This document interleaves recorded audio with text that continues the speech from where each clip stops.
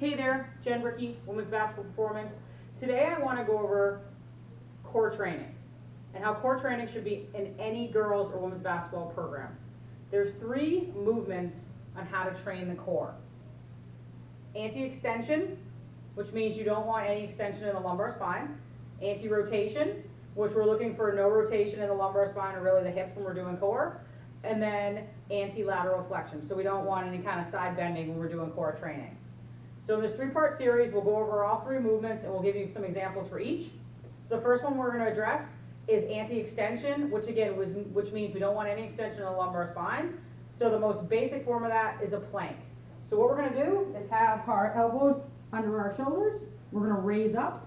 We're going to brace the abs as tight as we can, like someone's trying to kick you in the stomach. Squeeze the butt. We kind of want to go back on the toes a little bit, and we're hanging out here.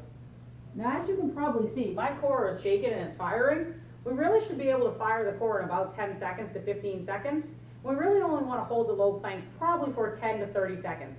We're not looking for a 2-minute plank, a 4-minute plank. We're looking just to kind of fire up the muscles that stabilize the spine.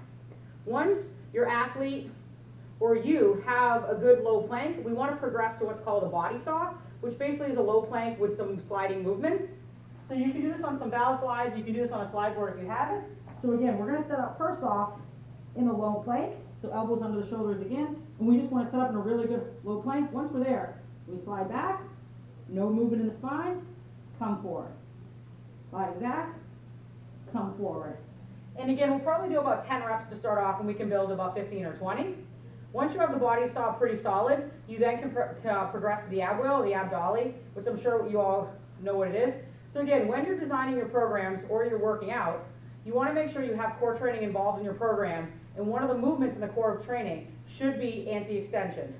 Next time we come back, we'll talk about anti-rotation, and in the 3rd video, we'll talk about anti-lateral flexion.